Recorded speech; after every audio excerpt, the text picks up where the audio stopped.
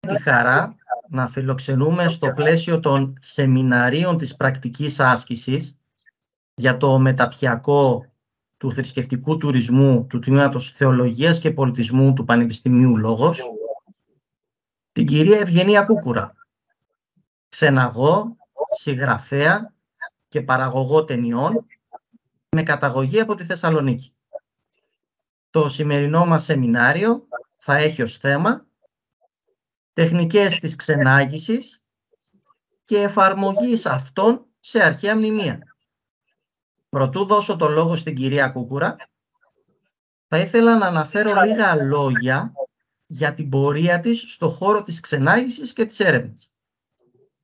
Η κυρία Κουκουρα έχει ασχοληθεί εκτενώς με τη μελέτη του ελληνικού πολιτισμού. Ιστορία, αρχαιολογία, τέχνη, λαογραφία. Καρπός αυτής της μακροχρόνιας σπουδής της είναι οι περίπου 380 ταινίες της που έχουν προβληθεί στην τηλεόραση και τα μέσα κοινωνικής δικτύωσης με θέματα από τη βυζαντινή τέχνη, την αγιολογία, τη μυθολογία, την ελληνική ιστορία από την αρχαιότητα μέχρι τους νεότερους χρόνους.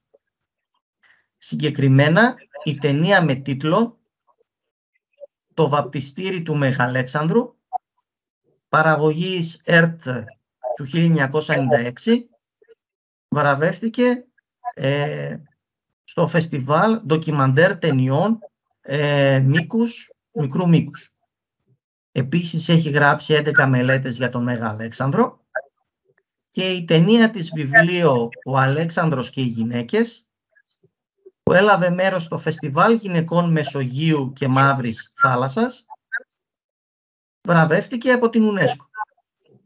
Έχει διδάξει για τα μνημεία του πολιτισμού στο Πολυεθνικό Κέντρο του ΝΑΤΟ και του Οργανισμού Ηνωμένων Εθνών στο Κιλκής, σε θερινά προγράμματα φοιτητών της Θεολογικής Σχολής του Πανεπιστημίου Μπάλαμαντ του Λιβάνου και του Τιμίου Σταυρού της Βοστόνης, αλλά και σε κύκλο μαθημάτων του Ερευνητικού Οργανισμού Ελλήνων, όπου διετέλεσε και επίτιμος πρόεδρος.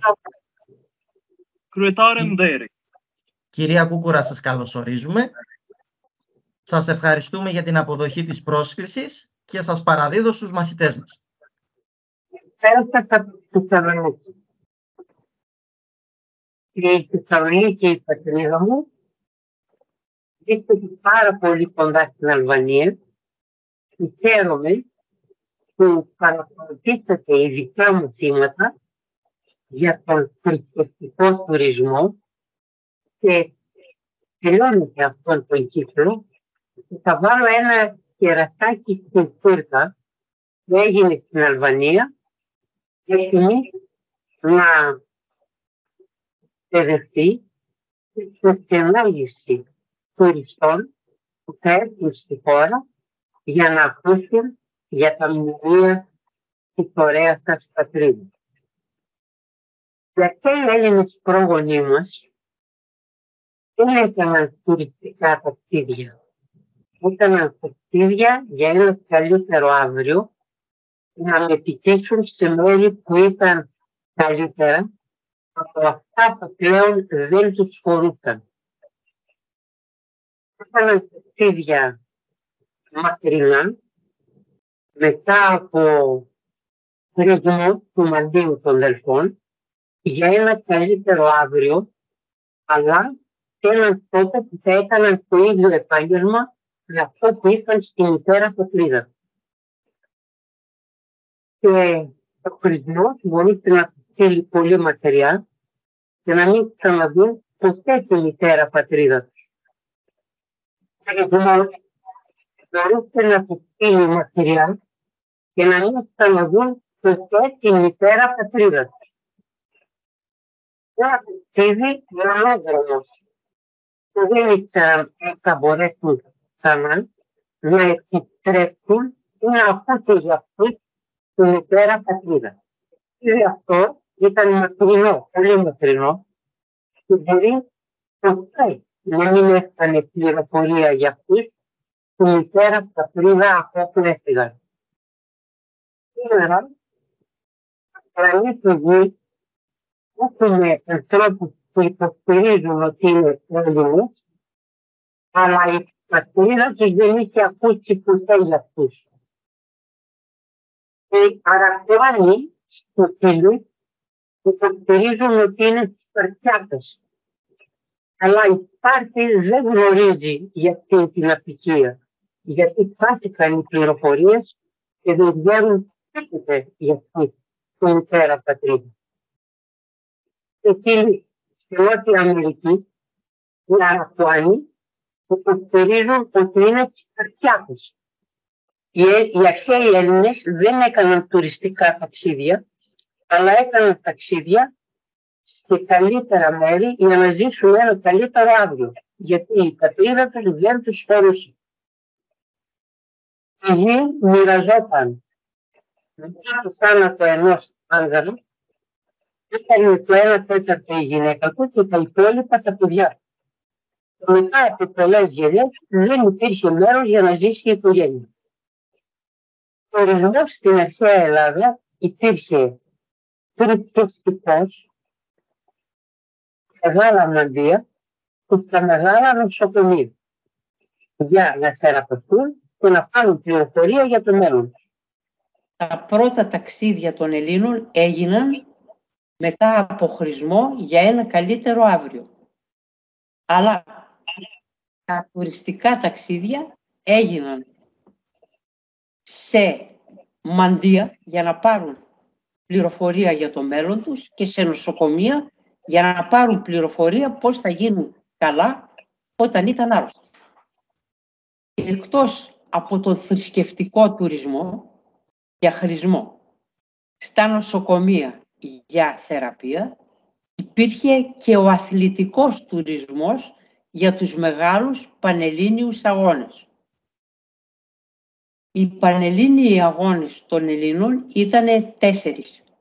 Οι Ολυμπιακοί, τα πίθια,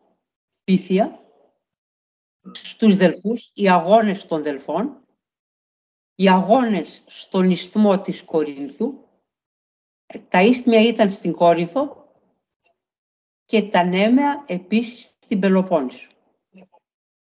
Αυτός ο τουρισμός ήταν μόνο για άνδρες. Δεν επιτρεπόταν να πάνε οι γυναίκες. Γιατί οι άνδρες αγωνίζονταν γυμνοί. Και γυμνάσιο λέγεται το μέρος όπου ετοιμάζονται για τους αγώνες τους χειμωνιάτικους μήνες που δεν μπορούν να τρέξουν γυμνοί στο στάδιο.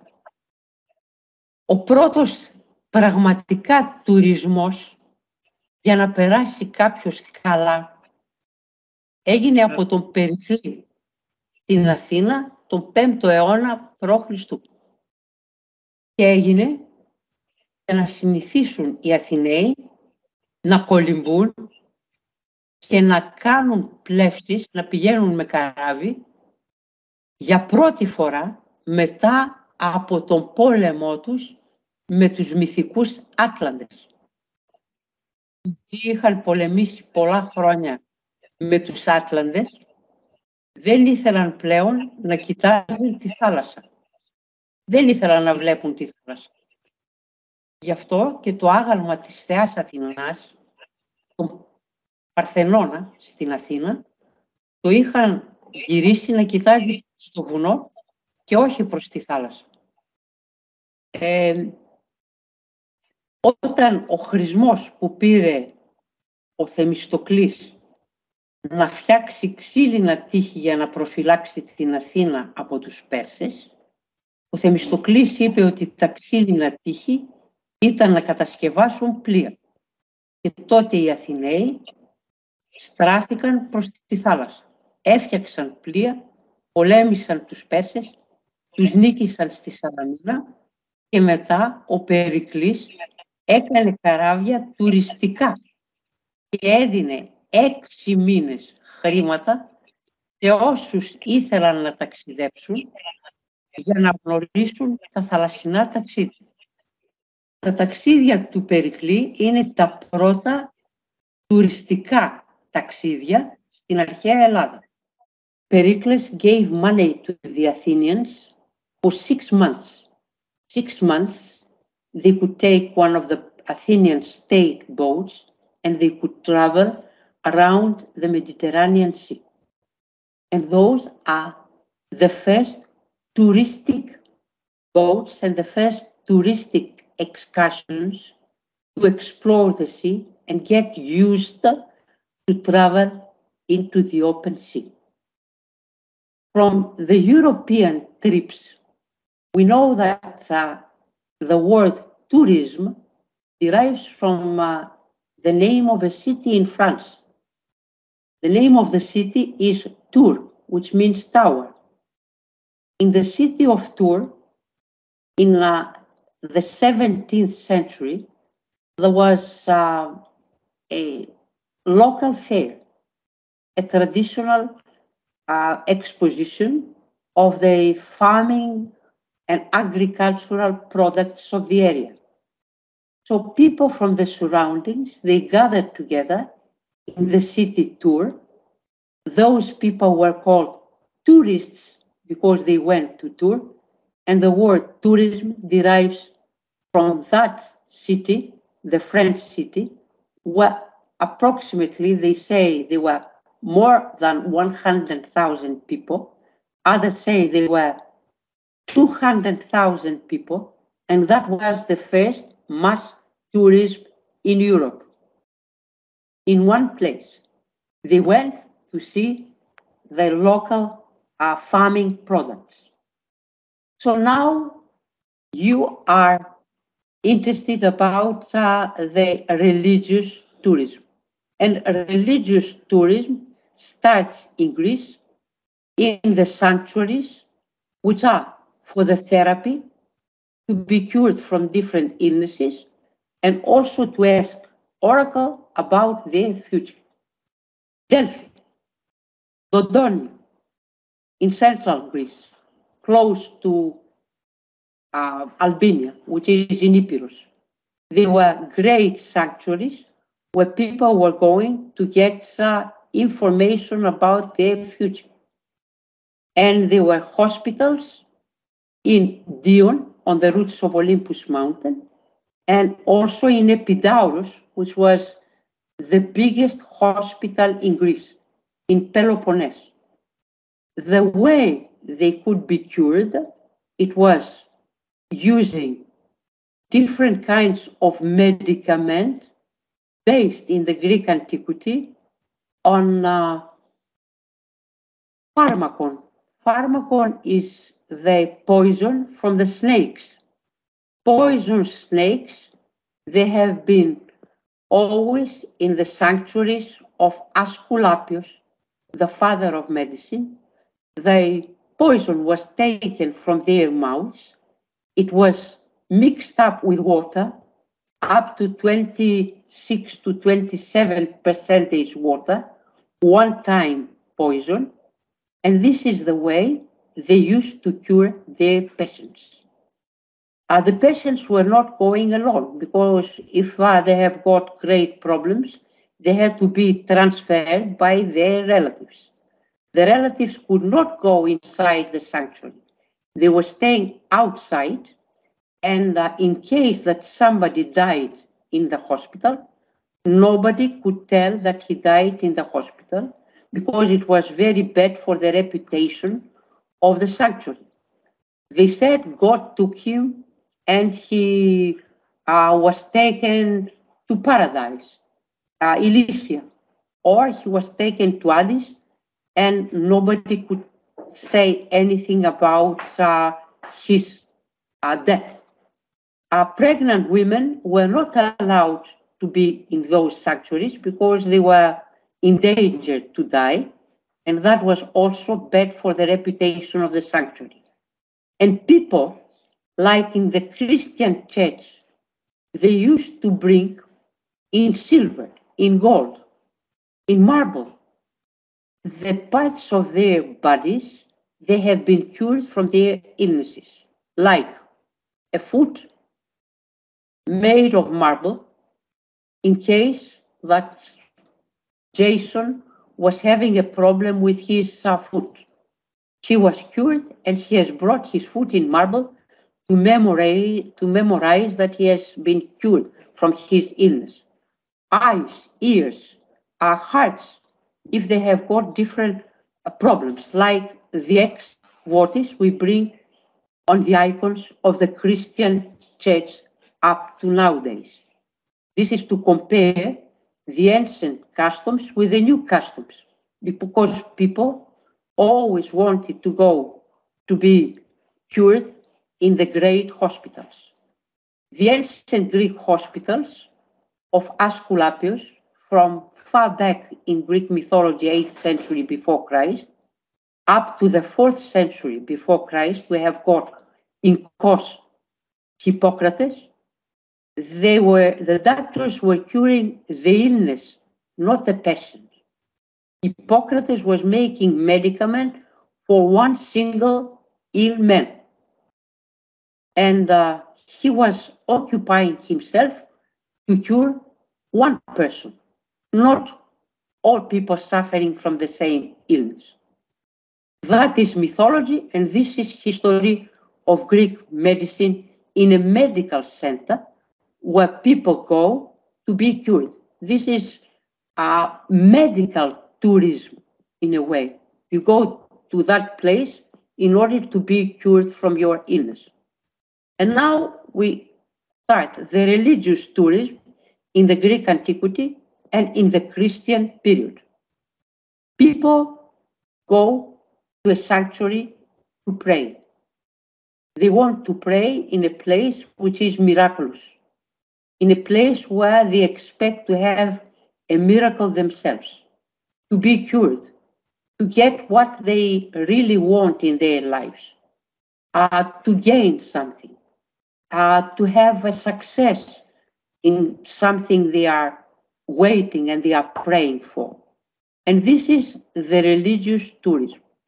We go to places where saints have touched the walls of a building, the place where there are miraculous icons of Jesus Christ and Virgin Mary, places where when Jesus came to this world, he has passed by, places where St. Paul has brought to Europe through Greece and through Rome Christianity, St. Peter, St. Silas and St. Timothy.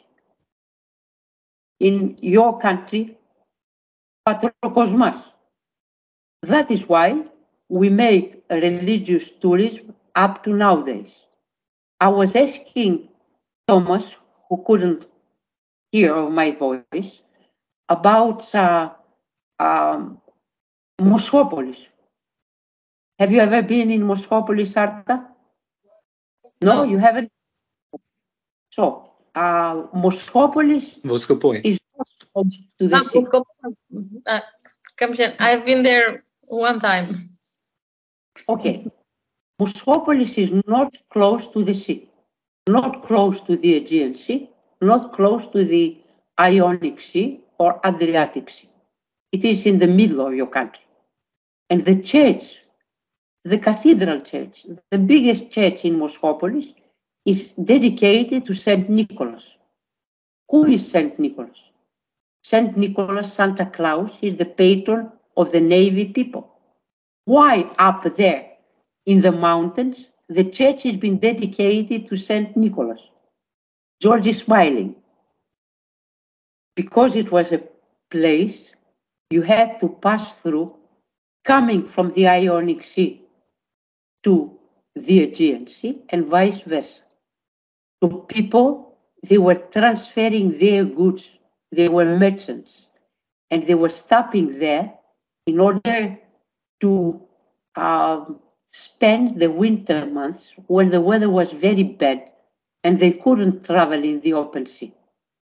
That is why the church has been dedicated to Santa Claus. And why Santa Claus, St. Nicholas, is the patron of the sea? Because he was born in Myra, in Asia Minor, His mother was already a widow, and she took care of his education. He sent him in the best school. He became a diacon, a priest, and a bishop. And as a bishop, he was sent to a seaport, Myra. Myra is a seaport where every day people traveling in the open sea, they were praying to Jesus. Oh, Jesus, save me, save my life. And that is why he was helping the people to survive from the rough sea. Saint Nicholas, one day he was holding in his hand the fortune of the church, the money people offered to the church. And he was passing by a home where the father was very bad father. He was playing games and he was spending all the money of the family.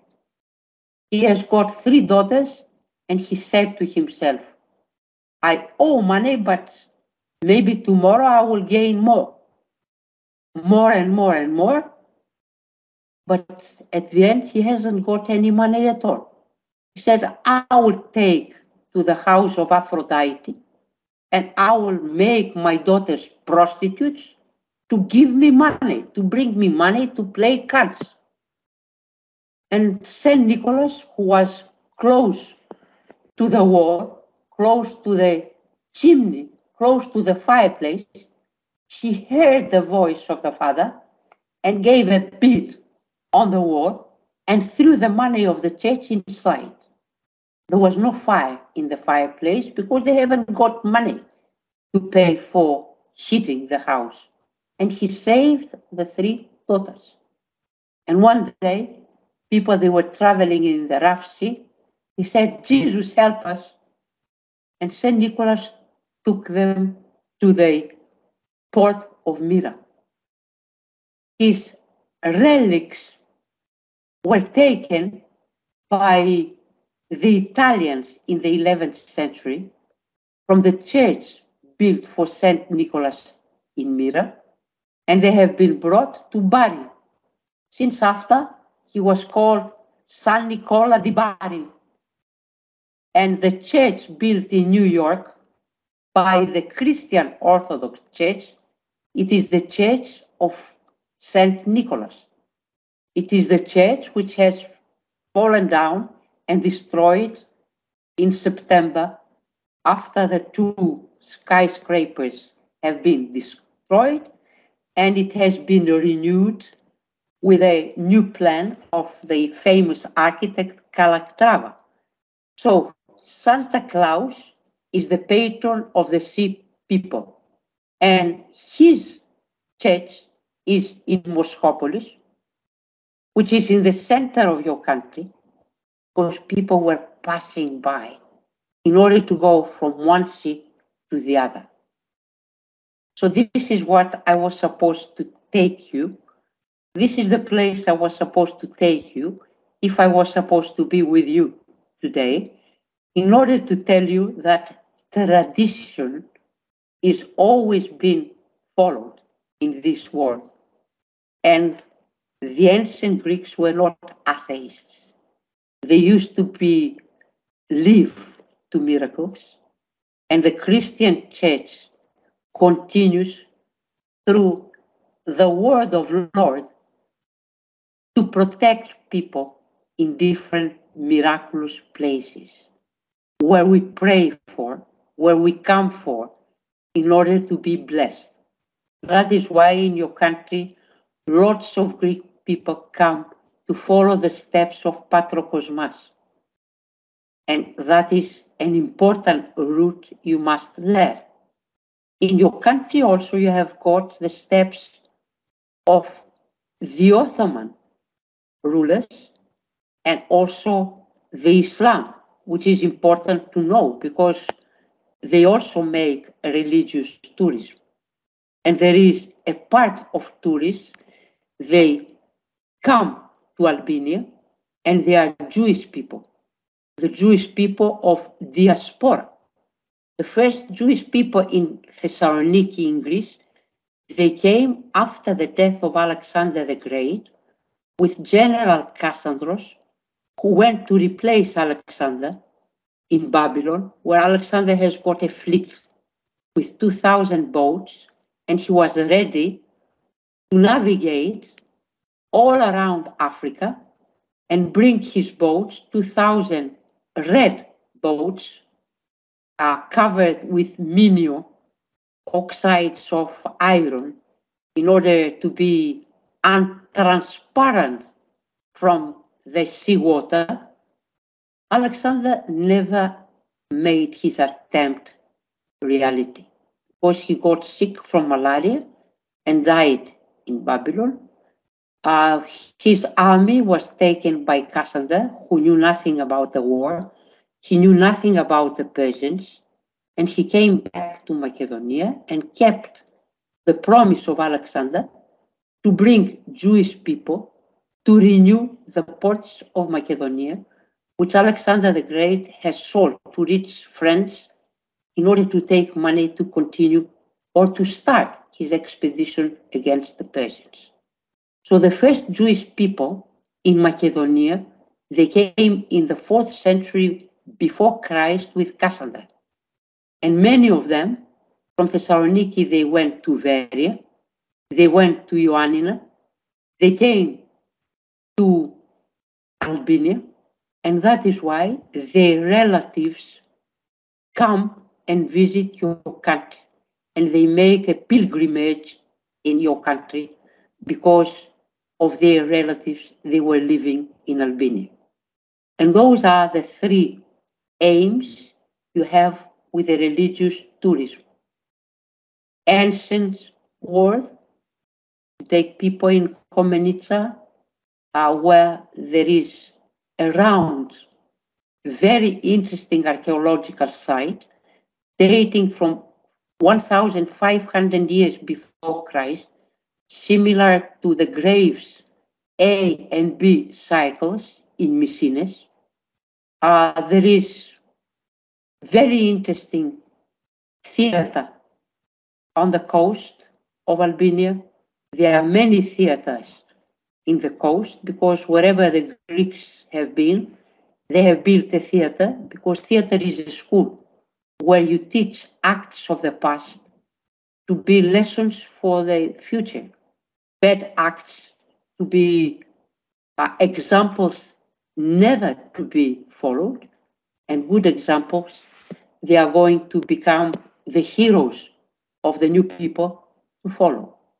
So the theater is a school, and you must know the history of the theaters. Next year, I hope I will come to your country and teach you about the Greek tragedy and comedy and how the first theater was born in this planet, about the covered theaters, the Odeons, which were born in Athens.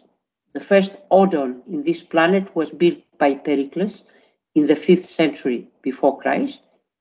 The first theater of the whole planet was built in Athens in the 6th century before Christ on the roots of the Acropolis.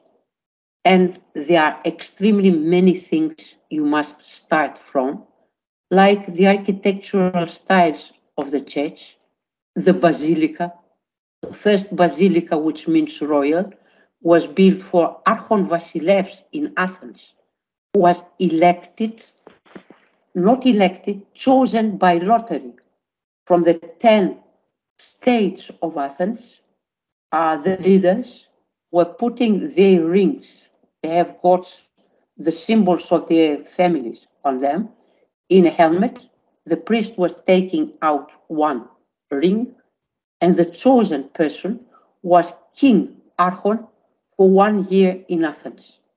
And in winter, when the weather was not good, and he couldn't speak from Areopagus, the bema of Athens, the first bema of the planet, a natural rock in the Agora, the marketplace of Athens, called Areopagus because Ares, god Mars, saw his daughters, the Amazons, fighting against the Athenians, and they have been defeated. That is why the Supreme Court in Greece has been called Areopagos, because God must said, I will never come back to this place. Never again, because I saw my daughters being killed by the Athenians. So the bima, the first bima of the planet is in Athens. But for winter, they built a rectangular building with wooden roof, which helps the acoustic. And that very place is being called Basilica for Archon Vasilevs. The great difference between the Christian basilica and the Basilica of Athens is the position of the altar. The avatar, where nobody but the God can be in there. It is to the west in the ancient Greek temples, because God Apollo came to Greece from the super northern countries, from the northwest to Delphi, and there the first temple of the ancient Greeks was built, while the Christian church has got the Abaton facing to the east, because Christianity, Jesus, came from Jerusalem, which is east to Greece. And the basilica has got korabs. The Bulgarians call them korabs. In English, they are called aisles. In Greek, they are called kliti, where there are places where the sailors, because naos is navs, a boat. It is the Ark of Noah. Outside naos, it is a cataclysm, but we are safe in the boat, in the ark, and the men are rowing the boat, sitting on kliti, while the women are in the ginekonitis. They are on the second floor, protected from enemies and from the weather conditions. So there are many interesting things to compare with the ancient world and the modern world, and to understand why the early Christian basilica has got a second floor special for women, because it is like a Greek house, the house of God. Women are upstairs with the children and the old people. And down on the ground floor, the men are sailing the boat, and the captain, Jesus, is going to take it to a nice port where Saint Nicholas will wait to bless them all. So from Moscopolis, we go to the capital of Albania, Tirana, which is also far away from the sea, but close to the sea. The most of the churches are dedicated to Saint Nicholas. On the mountains, they are dedicated to Prophet Eli. And for all those things, I hope I will have the opportunity to give you some information, comparing things with the three different religions in your country, and especially the ancient Greek and the modern buildings, the ancient temple and the Christian church, the mosque and the synagogue. Women in the synagogue are in the south, where there is no second floor. Women in the Christian Orthodox Church are in the north, where there is no second floor. Because the strong wind in Greece is Vardaris, the north wind, and the wall is double. So we protect the women in the northern part of the church, and in the synagogue in the south, because in Israel, the strongest wind is Simun from the south, and that is how they protect the women.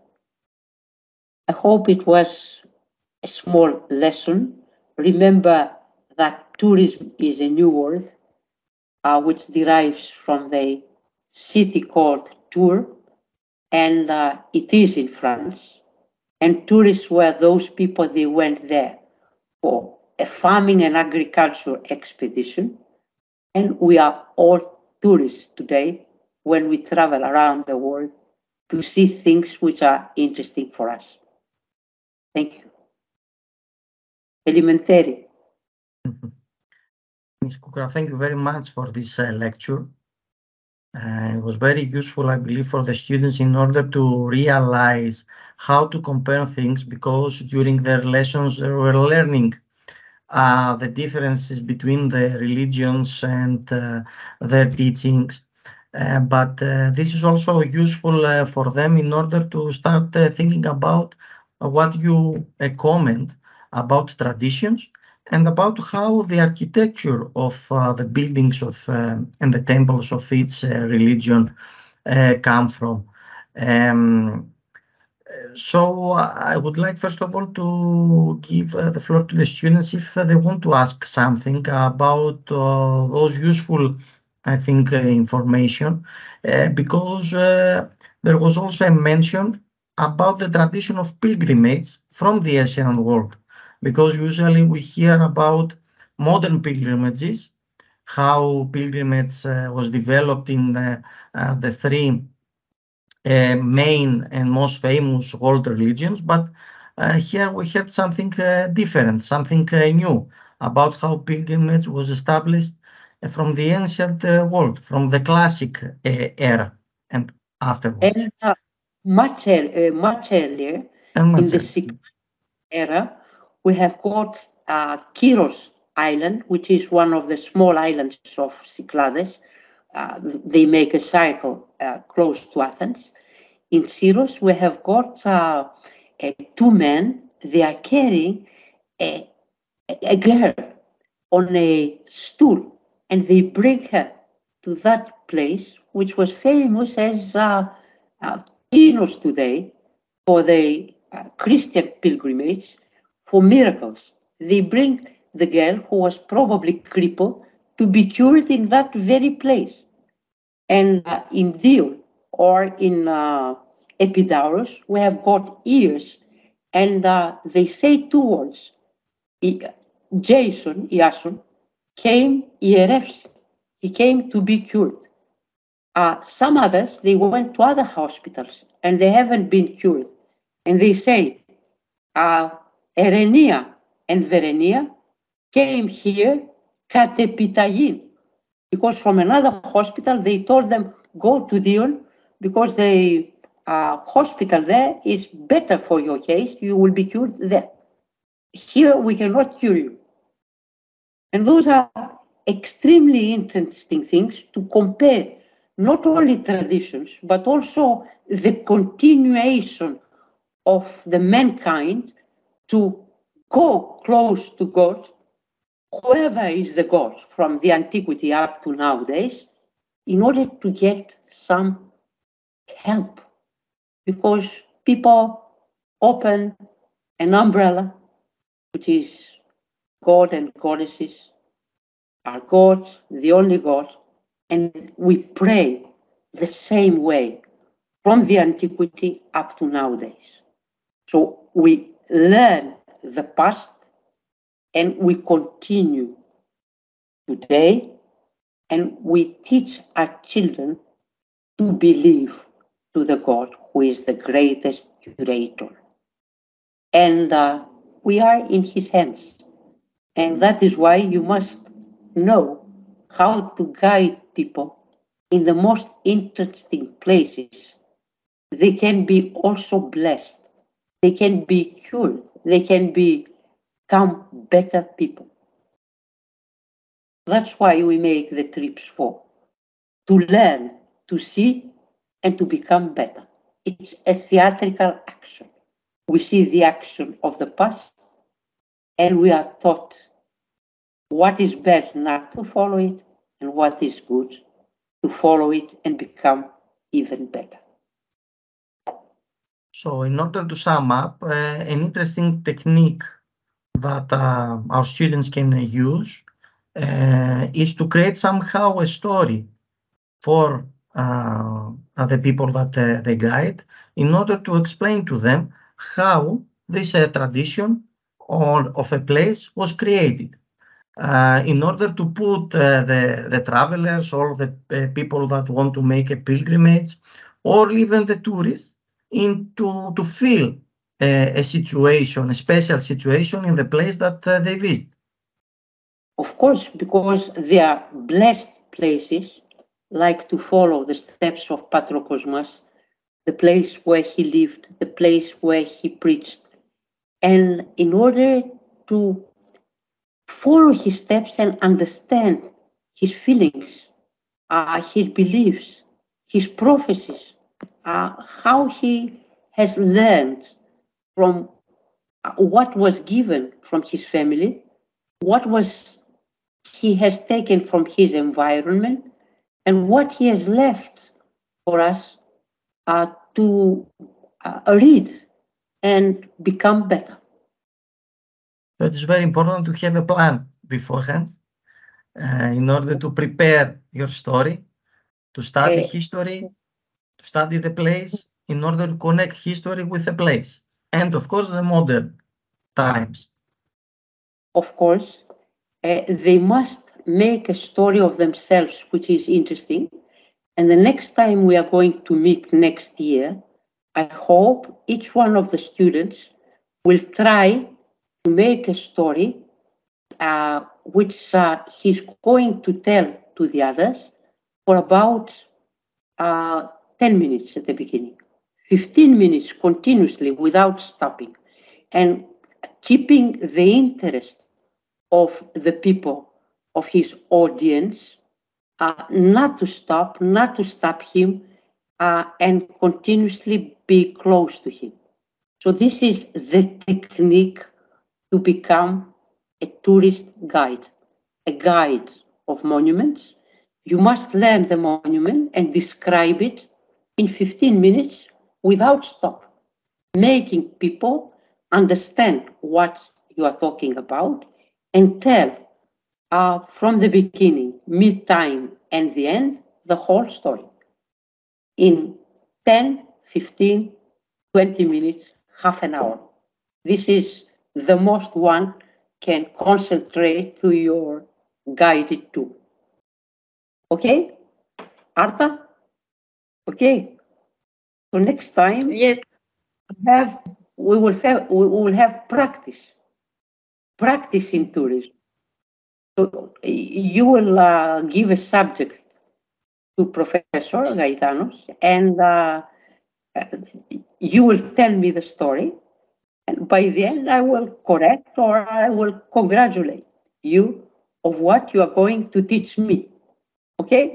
Actually, each one of them have their internship in their hometown in specific monuments that are museums or archaeological places.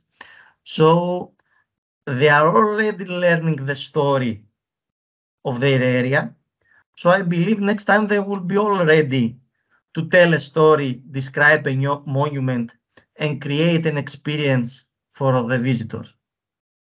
I will give you a question, and one of the students will try to find out what I mean. There is a place in Albania where there are hot springs, thermal baths. In that very place, there are statues found of Aphrodite, the goddess of love, made of sand, which is black. They are called black Aphrodites. Find the place and tell me what is the connection of those statues of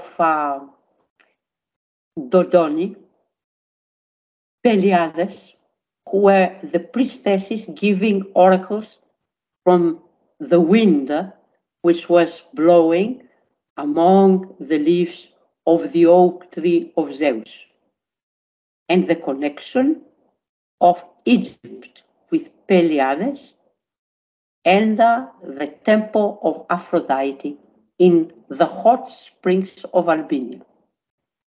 Αυτή θα είναι η ερώτησή μου για την επόμενη συνάντησή μας.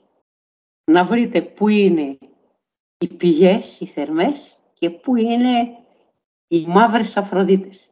Οι μαύρες Αφροδίτες της Αλβανίας. Οι σχέσεις τους με τη Δοδόνη και τις Πελιάδες που έδιναν χρησμούς στη Δοδόνη. Τι σχέση έχουν αυτές οι Αφροδίτες με τη Δοδόνη που ήταν μεγάλο μαντίο στην Ήπειρο και οι μάντισσες που έδιναν τους χρησμούς λεγότανε μελαχρινές, μαύρες ή Πελιάδες, που θα πει μαύρες. So in order to close, I would like first of all to ask the students if they have any questions, something they want to say, to mention, something they didn't understand, or if they want to get something from the experience of Mrs. Κουκουρα about guiding, tourist guiding, or about the technique that she tried to explain. Yes, Rigert. Thank you, Professor Gaetanos. Was very, very interesting. All the lecture gave by the professor. Thank you, Efkaristo Parapoli. I have one question. In Greece, is it different the religious tour guide from the national certified guide? So No. Okay. In order to be a guide and in order to be paid as a guide, you must have graduated the special school for tourist guides, which is for 2 years. Now you must know at least 2 languages, 2 foreign languages, arista, perfectly all right. And you must attend lessons for 2 years and attend also the excursions. They are all over Greece in order to get familiar to the monuments. But the Theological School of Thessaloniki and some other schools, they make some programs with religious tourism, but you can accompany, you cannot be paid for it. You can help people to go from one monument to the other, but in order to be paid, you have to be professional and to have the special way to be paid, paying also your taxes, which are 5% from your income, and also your insurance, which is approximately 14% for the guides and 25% for the boss, the one who is giving you the work, who can be a travel agent or he can be an individual who hires a guide for a special tour and a special monument for the guide to guide him. Voluntarily, people can guide people, but without money. If they want to be paid, they must be professional and they must be registered professionally as tourist guides. And how, in order to come with this reference, also, as you mentioned, in Thessaloniki, there is a master program in religious tourism as well, like our own. And students that might have finished the faculty of theology, like ours, or from other schools, they register in this program in order to study specifically religious tourism, not necessarily to be guides, but to study tourism, this specific sector of tourism or pilgrimage as a tendency, in order to, as a follow-up to what Rigert wanted to ask. Yes, and they are guides from European countries. They come to Greece and they can be helped by guides. They can attend some private lessons and they give examination tests and can be registered as guides in the Greek tourism organization. So our programs actually it's something exactly the same as this specific master in Thessaloniki or other masters of religious tourism that exist in other universities, not only in Europe, but also in other countries. Religious tourism is a sector very developed also in Asia, in places that Buddhism or Hinduism somehow conquer in these areas. In India or... I'm sorry, I'm interrupting you. Yes. Professor Gaetano. Your aim must be to bring the foreign groups in your country and guide them in the local monuments of your country. So it is important for a guide of religious tourism to know about Vithkuki. What is Vithkuki? Which is a very interesting church there. The history of the place, because people were wearing the kilt, fustanella, and because they were sitting on the ground, fustanella was painted red, and Vithkuki means with a red backside of your body. And there are interesting stories where you can guide people in your own country. Your aim is to take me, ignorant in the history of Albania, and take me to Durak, to different places, and tell me the interesting things of your country, referring to historical monuments, to churches, to pilgrimage, to Muslim monuments, and to Jewish history of your country, which is very interesting to work as a guide in your own place. That can be a profession in your place. Why to take Albanian groups in my country, and why not to take the Greek groups in your country and guide them in the perfect way? A Greek guide cannot guide in your country. You will make it a profession which will be for your country a profession where you can establish also a law for this profession. And those people, they attend lessons in the very seminar you are attending now. It can be the beginning of tourist guides, professional tourist guides in Albania. Like Thomas. Thomas can be in Greek. Arta can be in English. The others can be in other languages they speak. And you can take the groups. There are hundreds of groups of Jewish people, they come to your country.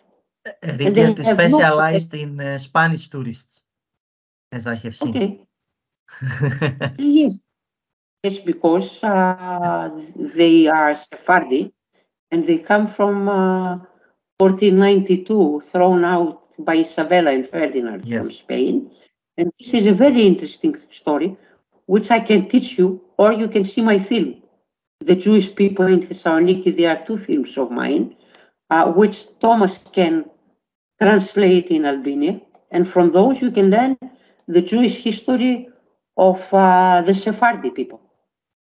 In the very beginning, those Jewish people, they came with Cassandros in the 4th century before Christ. That will be extremely interesting for you. And it will be in your own place, because they come hundreds of thousands of tourists from Israel in your country. Why to spend your time in Greece and not in your country? And establish a special tourist guide school for religious tourism, historical tourism in your country. This is my proposition. Εντάξει, Θωμά. Εντάξει. Ναι, έτσι πρέπει να γίνει. We have the same history, but here in Albania was smaller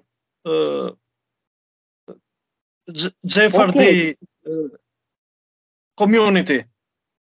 Okay, but this is a very big one. They come to Thessaloniki, and the half of them, they come also to Albania because they have got relatives the roots are from there.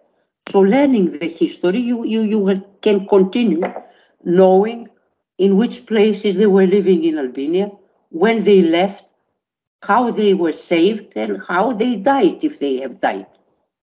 So that will be a very interesting thing to know all the religions.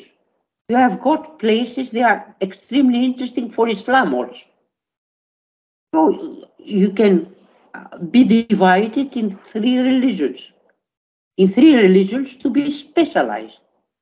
And whoever comes to your country is going to take a professional guide from this school, which will be the future of tourism in your country. Now it's the first proposal I make, but later on it can be the beginning of something bigger and greater. And tourism is the future of our countries. So you can, of course, because there are so many ruins, you can start from ruins from the very beginning, then Christianity, then Islam, and then Judaism. George Gaetanos, I give you a hard text for the future. Yes, because this can be the beginning of a flower, which will flourish and it will be a future profession.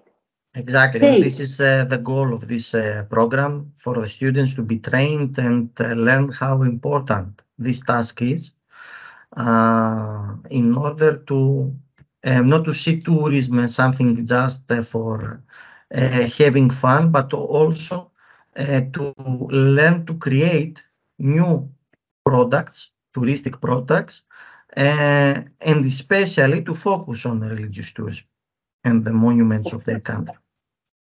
And it is not only one religion. In your country, exactly. Like in my this country. This is the case. That's why it's very important to diversify. So you can be specialized in all the three religions and be professional. Not few words from one and the other. So you will learn more about the one, the second, the third, and you will be the professional guides. This is the beginning of a very important and very interesting work. Tourist guide in Albania. Marta, you will be the first one. Also, Erilda is a professional, a very good one with her own agency. Erilda Karas, also from Berat. A very interesting project, and also she's not only certified, but also she has gained awards as a young entrepreneur in Albania. So she's already experienced, and she's expanding with religious tourism as well. Okay, you are the pioneers. Yeah. Okay. And I hope I would like, first of all, to thank you not only for your presence, but especially for your guidance and the counsel you gave today to our students, because it is very important to hear from someone that is very experienced on this sector, how they can develop as professionals and as human beings in order, after their graduation from this program, to develop and create something new. Because the challenge in Albania is to realize first of all, what religious tourism is, and how they can take advantage of it for the development of the economy and of their country as well. Of course. And I will come to play again. In my Facebook, you can see one of my films. I'm acting in an ancient theater in Albania. The myth of the turtle and the rabbit. The turtle was slow, the rabbit was quick. They were quarreling who is faster. And the rabbit slept. He said, I am the first. I will sleep and I will wake up and I will become the first. But the turtle continuously slowly and slowly and slowly got to the end and got the first prize. So we start like turtle and rabbits. I am tourist guide since 1973. 1973. We were not born yet. It is 50 years ago, and I'm still young. I feel like I have started yesterday. So in all my films, I try to give information about my country and history. And those of you who understand a little bit English, you can see my films. There are films in English. There are films in Greek. There are films in Bulgarian. There are films in Serbian and Russian. And I hope Thomas is going to translate one of my films in Albanian. And you will see them in Skip also. Okay? Okay. Yes. I saw your film for Saint Matrona of Thessaloniki. This, I made it last year because of a map. The map gave me an idea what was the monastery up there, and I found the whole history. And it is so great that the saint from Thessaloniki is the patron of Barcelona in Spain, and the Greek people knew nothing about it. And now it's open. So this is the way you can create stories about your country. Yes. In my country, we have one church in Korça, one church of Saint Matrona. But she's the Russian one, not the Thessalonian. Not of Thessaloniki. Η Θεσσαλονικαία είναι, οι Μάρτης Θεσσαλονικαίες. Είναι σε ένα χωριό που λέγεται Δυσνίτα, είναι 2 χιλιόμετρα μακριά από την πόλη Κοριτσά. Είναι μοναδικό αυτό, είναι μοναδική εκκλησία με αυτό το όνομα Αγίας. Αν μπορείς να βρεις την εικόνα της, να τη φωτογραφίσεις και να μου τη στείλεις. Γιατί δεν έχουμε στην Ελλάδα παλιά εικόνα της Αγίας Ματρώνας. Ό,τι έχουμε είναι από την Ισπανία. Και εμείς το έχουμε πάρει από την Ελλάδα, την εικόνα, επειδή έχουν καταστραφεί επί Χότζας, επί παλαιού συστήματος. Έγινε αυτός ο ναός? Αποθήκη το χρησιμοποιήσανε και το 1990 επαναλειτουργήσε πάλι σαν... Είναι μικρός ναός του χωριού και το τοπονύμιο είναι σλάβικο, Δυσνίτσα. Αν βρεθεί εικόνα της, φωτογράφησέ την μου και στείλτε μου, γιατί είναι πολύ απαραίτητο. Βεβαίως. Η εικόνα που έχετε εκεί. Εντάξει. Μάλιστα. Ευχαριστούμε πάρα πολύ και ελπίζουμε του χρόνου να σας έχουμε κοντά μας στην Αλβανία, έτσι ώστε να γίνει και πιο ζωντανό το μάθημα και να γίνει και η άσκηση των φοιτητών. Πρώτα ο Θεός. Και θα μου βρούνε τη μαύρη Αφροδίτη. Αυτό ακριβώς. Ευχαριστούμε πολύ. Και πάλι. Καλό καλοκαίρι και καλή αντάμωση. Ο Θεός μαζί σας. Να είστε καλά. Να είστε καλά. Γεια σας.